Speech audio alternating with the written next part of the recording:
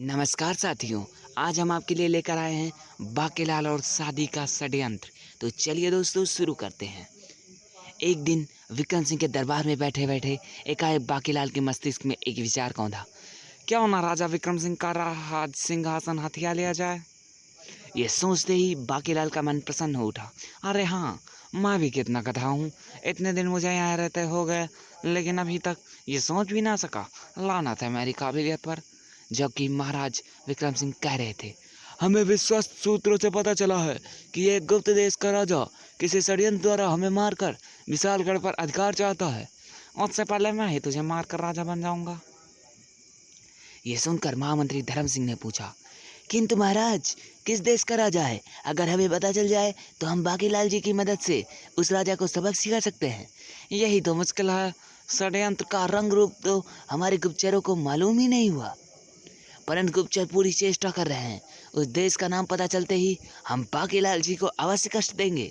क्यों बाकीलाल जी, आप हमारे लिए दुश्मनों से टक्कर लेने के लिए तैयार है ना?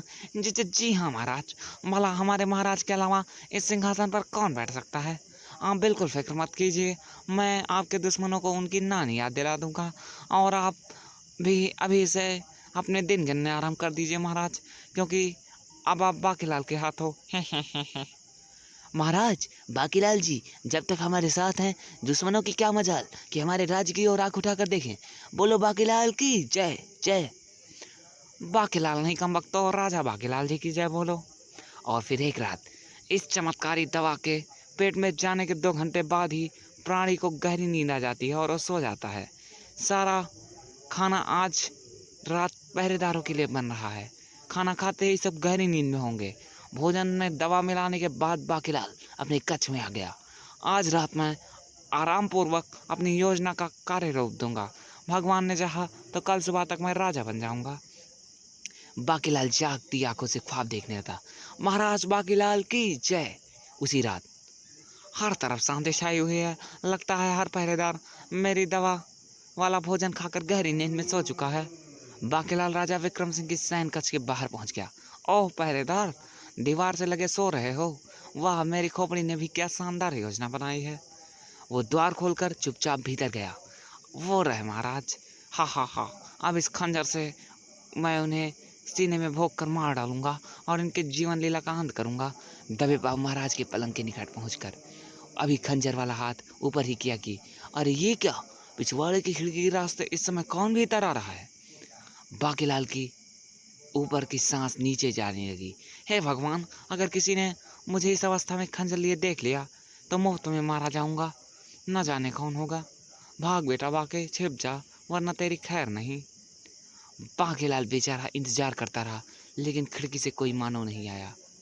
आया बल्कि सांप। जबकि इधर बाकीलाल कुछ देर इंतजार करने के पश्चात किसी को भीतर आते ना देखा। लगता है मैं बेकार ही डर गया था, खिड़की हवा से खुल गई थी। ये सोचकर वो पलंग के नीचे से बाहर निकलने लगा कि तभी उसका हाथ सांप से टकरा गया। ओह ये क्या है। अंधेरे में टटोलते हुए सांप को रस्सी समझ लिया। रस्सी, रस्सी का क्या काम है। तभी उसके दिमाग में विचार आया, क्यों ना इसी रस्सी का फंदा बनाकर महाराज के गले में कस दूं, आवाज भी नहीं होगी। इतना सोचकर उसने खंजर वापस जेब में रख लिया और सांप को रस्सी का फंदा बनाकर वो महाराज की ओर बढ़ा। हा हा हा, अब केवल कुछ ही सांसें जी ले राजा विक्रम सिंह। फिर उसके बाद क्या होता है दोस्तों? ठीक उसी क्षण एक झटके के साथ द्वार खुल गया। महामंत्री धर्म सिंह ने अपने सैनिकों के साथ प्रवेश किया और भीतर बाके पर नजर पड़ते ही महामंत्री आश्चर्य से बोलते हैं, बाकीलाल जी, आप इस वक्त यहाँ? ओह महामंत्री जी, हो गया गड़बड़ घोटाला। बेटा बाके, अब तू सचमुच नहीं बचेगा। अचानक महामंत्री की निगाहें बाके के हाथ में पकड़े सांप पर पड़ी। वो चिल्लाया, बाकीलाल जी, आपने सांप पकड़ रखा है क्या? सांप ई ही। डर गया ना? मैं भी कहूँ कि अभी तक तू डरा क्यों नहीं। बाकीलाल ने तुरंत सांप को एक झटके में उछाल दिया और एक सैनिक ने भाले की नोक से उठा लिया। एक भयानक सर्प। उफ, ये क्या माजरा है महामंत्री जी? और बाकीलाल, तुम्हारे हाथ में वो सांप कहाँ से आया? राजा विक्रम सिंह के पूछने पर महामंत्री बोला, महाराज, पहरेदारों ने आपके कक्ष की खिड़की की तरफ एक सयाह हाथी देखा था, इसीलिए जब मैं निरीक्षण करने पहुंचा तो बाकीलाल जी। ओ, और आप बाकीलाल जी? मैं महाराज। फिर अचानक बाकीलाल ने बात पलट कर बोला, मैं भी उसी साय को देखकर यहाँ पहुँचा था, और जब यहाँ पहुँचकर इस सर को आपके पलंग के ऊपर पाया तो मुझसे समझते देर न लगी कि ये सर किसने कच्छ में फेंका, और महाराज मैंने सर को पकड़ लिया। किंतु बाकीलाल जी, आप इस सर को एकाएक देखकर चौंक क्यों पड़े थे? वो दरअसल एकाएक आपके आ जाने से मैं भूल गया था कि मेरे हाथ में सांप है। तभी राजा विक्रम सिंह महामंत्री की ओर मुड़कर बोले, ये सब क्या चक्कर है महामंत्री? हमारी तो कुछ समझ में ही नहीं आ रहा है। महाराज, शायद वही साया आपको समाप्त करने के इरादे से सांप को यहाँ फेंक गया था। अगर बाकीलाल जी ना होते तो शायद। ओह, इतनी बड़ी साजिश! लेकिन ये पहरेदार कहाँ मर गए थे? उन्हें कोई तीक्ष्ण बेहोशी की दवा खिला दिया था महाराज, वे सब बेहोश पड़े हैं। ओह बाकीलाल, तुमने हमारे प्राण बचाने के लिए अपने प्राण न्यौछावर कर दिए। तुमने हम पर बहुत बड़ा उपकार किया है, हम तुम्हारे ऋणी हैं। क्यों शर्मिंदा करते हो महाराज? बाल बाल बचा। उस रात्रि की घटना के पश्चात तो बाकीलाल जैसे महाराज की आंखों का तारा बन गया था। वे हर पल उसी की तारीफ के पुल बांधते। और एक दिन, बाकीलाल, हमें बहुत दिन हो गए शिकार पर नहीं गए। शिकार? हम सोच रहे हैं कि हम कल प्रातः शिकार खेलने जाएं और आप हमारे साथ चलेंगे। क्षमा करें महाराज, लेकिन आपका शिकार पर अकेले जाना उचित नहीं। हम बाकीलाल को अपने साथ ले जा रहे हैं महामंत्री, आपको चिंतित होने की आवश्यकता नहीं है। मैं भी कई दिनों से राजा को मारने की योजना नहीं बना पा रहा। अगर शिकार देखने गया तो कुछ जुगाड़ बन सकता है। तुम क्या सोच रहे हो बाकीलाल? जी महाराज, अवश्य आपको शिकार पर अवश्य चलना चाहिए। मैं भी जरूर आपके साथ चलूंगा। अगर बाकीलाल जी साथ जा रहे हैं तो फिर मुझे चिंता की बात नहीं, मैं भी इंतजाम किए देता हूँ। अगले दिन प्रातः वे एक रथ पर सवार होकर शिकार खेलने चल पड़े। देखो बाकीलाल जी, आज मौसम भी शिकार के अनुकूल है। जी हाँ महाराज, और मौका भी अच्छा है। आज शाम तक आपके मुकुट मेरे सिर पर शोभायमान होगा महाराज। जब महाराज का ध्यान किसी शिकार पर होगा तब मैं तेज गति से चलते हुए रथ से महाराज को धक्का दे दूंगा। तभी महाराज विक्रम सिंह चीख पड़े, अरे हिरण, रथ तेज से दौड़ाओ बाकीलाल, अन्यथा हिरण हमारे हाथ से निकल जाएगा। अभी लीजिए महाराज। बाकीलाल ने घोड़े पर चाबुक बरसानी आरंभ की, और तेज हिरण हाथ से नहीं निकलना चाहिए, और तेज। जबकि कुछ ही दूर, सावधान, रथ इधर ही आ रहा है। और जैसे ही सामने से गुजरे तुम राजा को निशाना बनाकर तीर छोड़ देना। उधर बाकीलाल, ये मार गया मेरा तीर, यही मौका है। रथ पूरी गति से दौड़ रहा है, गिरने के बाद महाराज की एक भी हड्डी नहीं बचेगी। मन ही मन ये सोचते हुए एकाएक बाकीलाल ने लगाम छोड़कर महाराज को कसकर पकड़ लिया। अरे बाकीलाल, ये क्या कर रहे हो? तेरा समय पूरा हो गया राजा। लेकिन इससे पूर्व कि महाराज को धक्का दे पाता, एक तीर हवा में सरसराया और आह! बाकीलाल ने अपने मुंह से एक दर्द भरी आवाज निकाली, आह! भागो! ओह, तो उन घुड़सवारों ने तीर फेंका था। मैं अभी उन्हें मजा चखाता हूँ। क्रोध में भरे विक्रम सिंह ने तुरंत 2 तीर एक साथ धनुष पर रखे और घुड़सवारों की निशाना लगाकर छोड़ दिया। अगले ही पल वो दोनों घुड़सवार गिर पड़े और उनके शरीर में तीर धंस गए। आह! मरा! खच! इधर राजा विक्रम सिंह ने तुरंत घोड़ों पर काबू में लिया और रथ वापस महल की ओर ले चला। घबराओ नहीं बाकीलाल, हम उन दोनों को समाप्त कर दिए हैं। आह! और तुम्हारे कंधे से हम तीर भी निकाल देंगे, और मैंने निकाल फेंक भी दिया। हे भगवान, ये तू मेरे साथ कैसा छल कर रहा है? अगर मुझे पहले बता देता कि तेरा आकर लगने वाला है तो मैं धक्का क्यों देता। आह! बाकीलाल, अपने प्राणों की परवाह न करते हुए आज फिर मेरे प्राण बचा लिए। ये सुनते ही बाकीलाल का मन जल भुन गया। अरे दुष्ट राजा, मैं तो तुझे समाप्त करने की सोच रहा था। कम वक्त अगर इस समय घायल ना होता तो अभी तुझे चलते रथ से धक्का दे देता। आह! फिर महल पहुंचकर बाकीलाल की मरहम पट्टी की गई। बाकीलाल इंसान नहीं, भगवान का अवतार है महाराज। ठीक कहते हो महामंत्री। भगवान नहीं, मूर्ख शैतान का अवतार का। उसके बाद कुछ दिनों तक बाकी पलंग से उठ भी ना पाया। फिर एक दिन, बाकी जी, क्या मैं अंदर आ सकता हूँ? कोई आवश्यक कार्य हो तभी आना, वरना हमारे आराम में विघ्न मत डालो। कार्य तो आवश्यक ही है बाकीलाल जी, कहो क्या काम है? थाल में स्वर्ण मुद्राएं या हीरे मोती नहीं लाया ये मेरे लिए? महाराज ने आपकी सेहत के लिए ये तुरंत ग्रहण करने के लिए भेजा है। ओह, ना जाने इसमें क्या होगा। बाकीलाल ने जब तोहफे पर ढका कपड़ा हटाया, देखा सिर्फ फूलों का एक हार। लाना था ऐसे तोहफे पर, किंतु इस दरबारी के सामने तो इसे ग्रहण करना ही होगा। किंतु जैसे ही बाकीलाल ने फूलों की हार गले में डालने चाहा कि अचानक उसे एक बेहद जोर की छींक आ गई। आछी! और फूलों की हार झटके से जाकर जमीन पर जा गिरी। बाकीलाल ने जब फूलों का हार पर मंडराते हुए बिच्छू को देखा तो उसके रोंगटे खड़े हो गए। बिच्छू! हार में भयानक बिच्छू छिपा हुआ था। अगर मुझे छींक न आती तो बिच्छू मुझे काट लेता। उसने तुरंत आगे बढ़कर जूते से मसल दिया। पोल खुलती देख वो दरबारी भागने लगा। ओह ओह, यह कमबख्त मुझे समाप्त करने के चाल बनाया था, मगर अब मैं इसको छोड़ूंगा नहीं। पाजी गद्दार! बाकीलाल ने गुलदान उठाकर उस दरबारी के सिर पर दे मारा। भागता कहाँ है दुष्ट, जरा वाके के इनाम भी तो लेता जा। बाग दरबारी अभी संभल भी ना पाया था कि बाकीलाल ने उसे दबोचकर एक पटकनी दे डाली। चला था बिच्छू से कटवाने, हाय मरा। शायद तुझे पता नहीं, बाके का दूसरा नाम बिच्छू है, जिसका कांटा पानी भी नहीं मांगता। मुझे क्षमा कर दो बाकीलाल। और तभी बाकीलाल पुनः चौंक पड़ा। अरे नकली दाढ़ी! ओह, मेरी दाढ़ी फंस गए। अब जल्दी, कुछ भी छिपाना बेकार है मक्कार।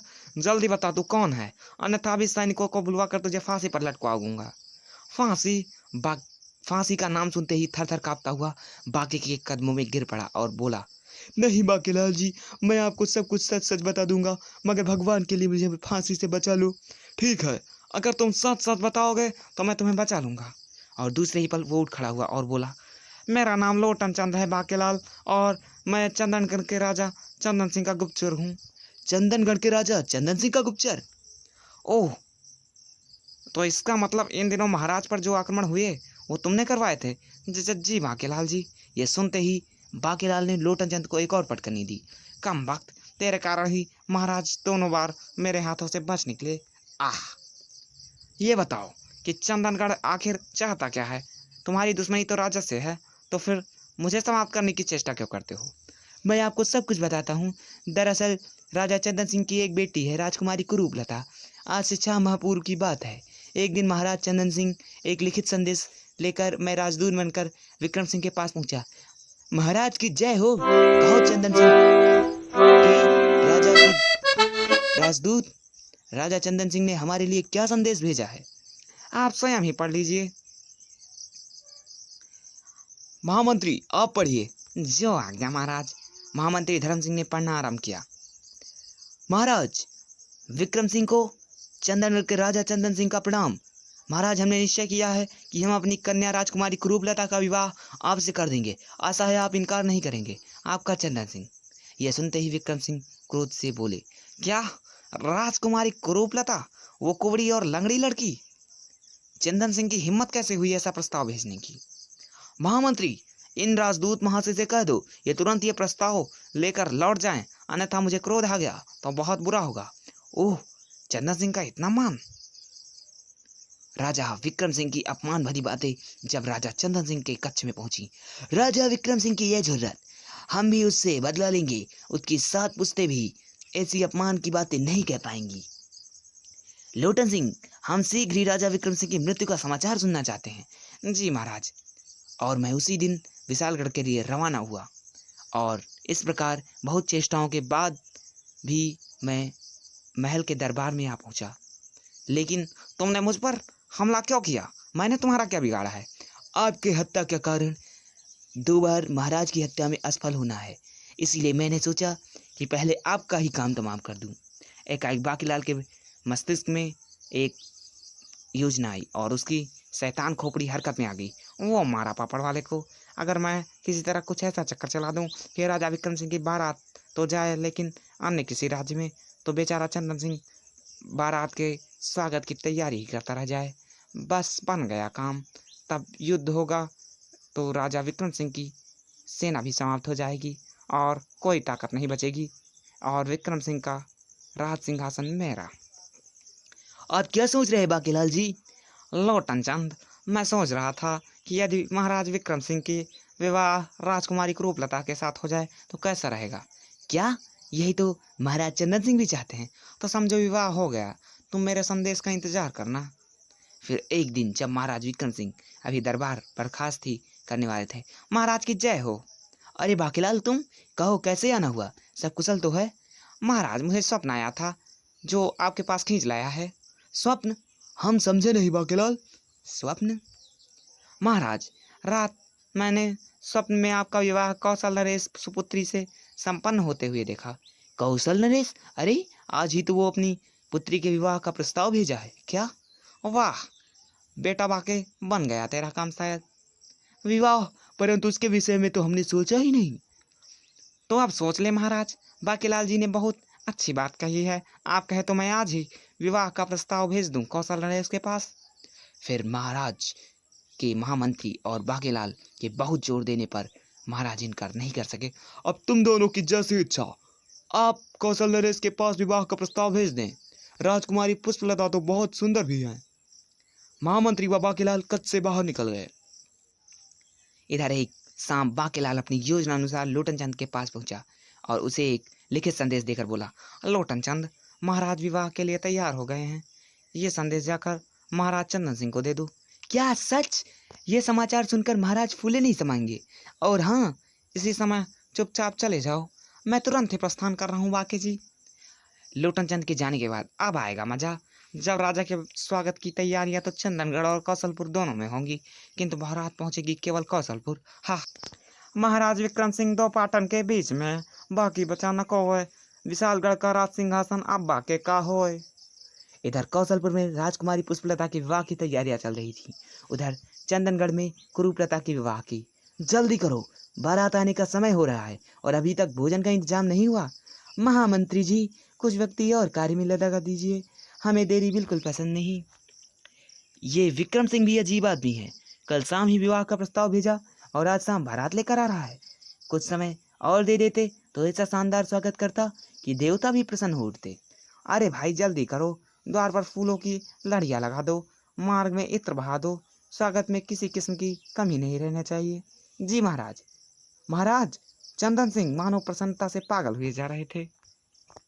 राजकुमारी कुरूपलता और उसकी सखियां सब बैठी थी और कुरूपलता की सखियां उसे तैयार कर रही थी। आज तो राजकुमारी के भाग जाग गए।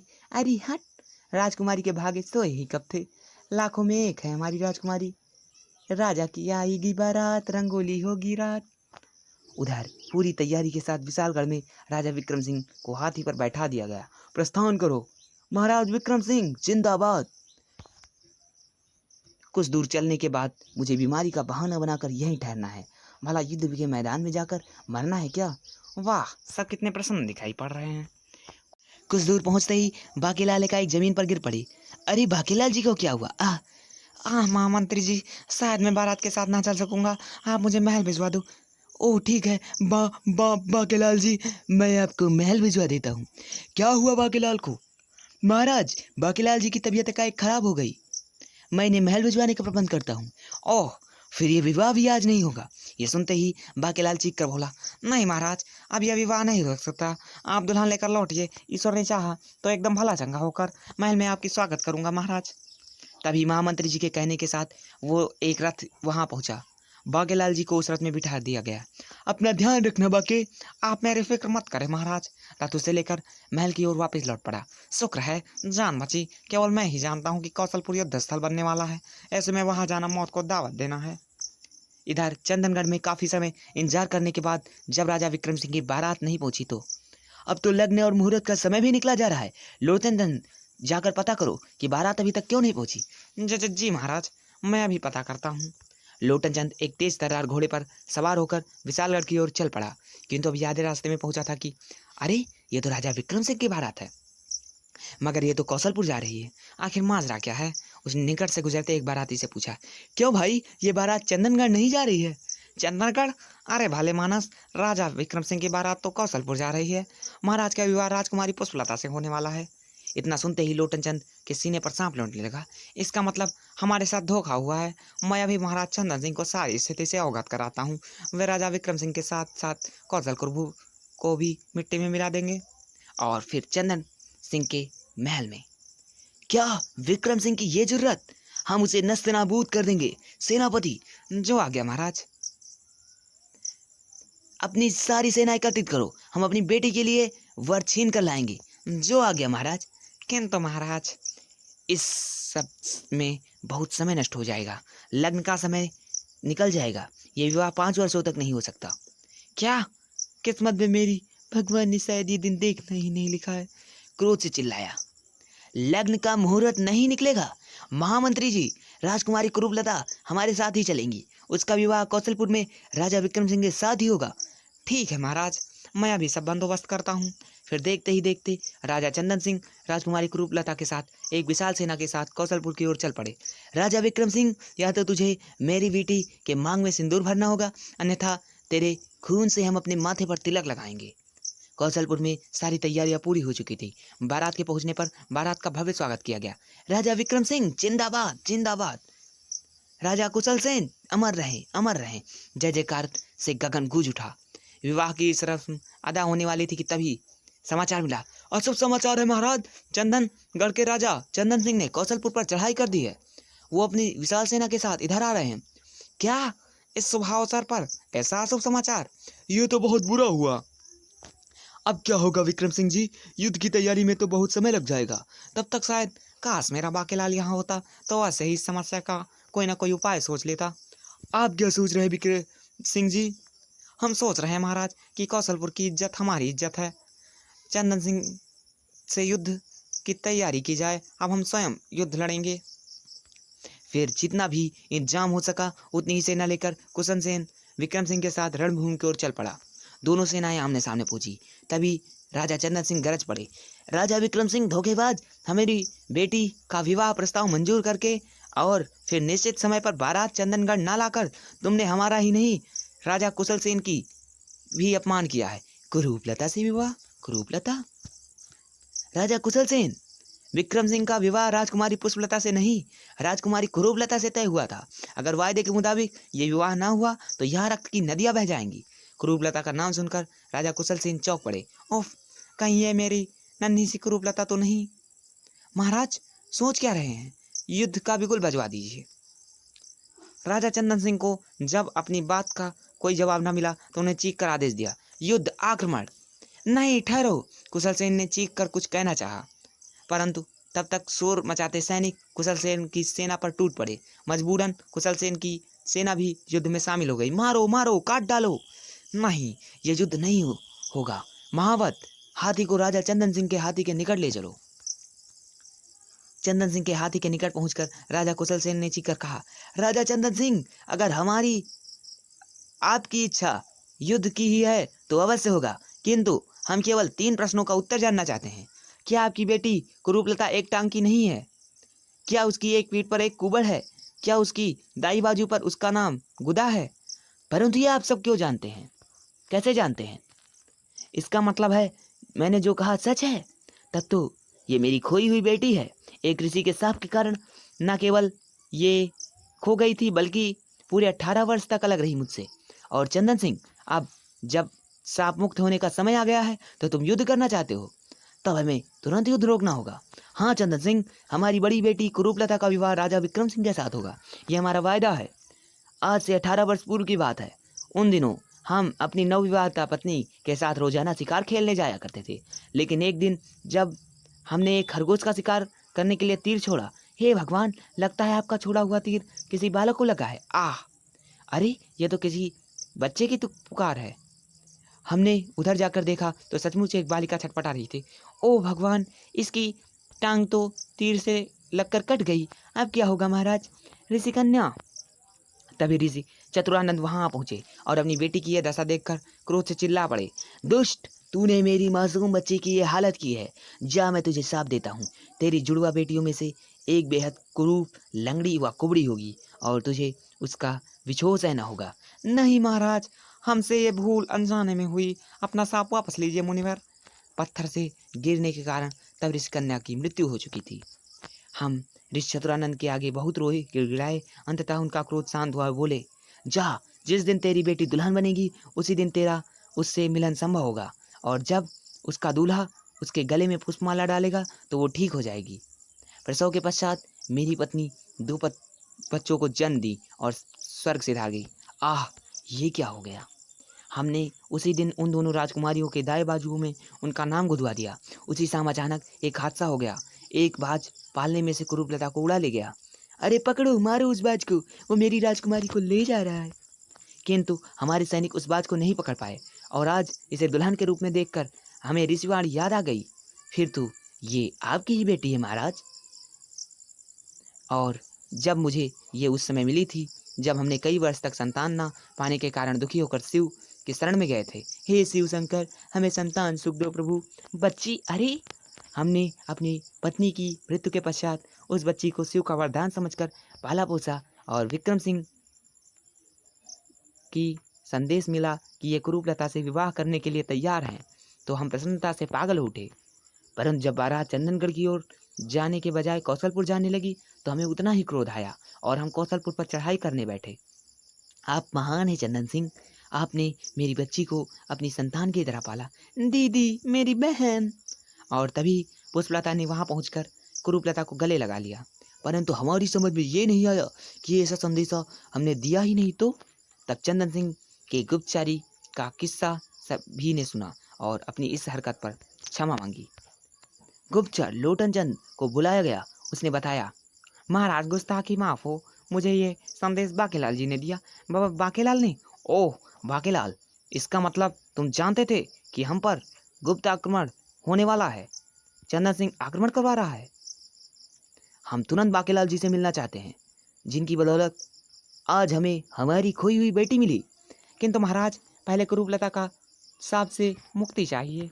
तब विक्रम सिंह ने फूलों की माला राजकुमारी कुरूपलता के गले में डाल दी। तुरंत चमत्कार हुआ। ओह, मैं अच्छी हो गई, मेरी बच्ची ठीक हो गई। दीदी ठीक हो गई पिताजी। आज कितना खुशी का दिन है और हमें ये दिन देखना बाकेलाल की बदौलत नसीब हुआ। आप ठीक कहते हैं महाराज, मुझे बाकेलाल किसी देवता के अवतार से कम नहीं महसूस होते। उसे अवश्य पता था कि हमारी कुरूपलता हमारी बेटी है, उसने तभी ये चक्कर चलाया होगा। इधर बाकेलाल उस घड़ी की बेसब्री से इंतजार कर रहा था जबकि राज सिंहासन उसे सौंप दिया जाए। महाराज, विक्रम सिंह के पश्चात राज्य में मैं ही सबसे अधिक लोकप्रिय हूँ, मुझे ही राजा बनाया जाएगा। किंतु ये अभी तक दुख भरा समाचार महल क्यों नहीं पहुँचा?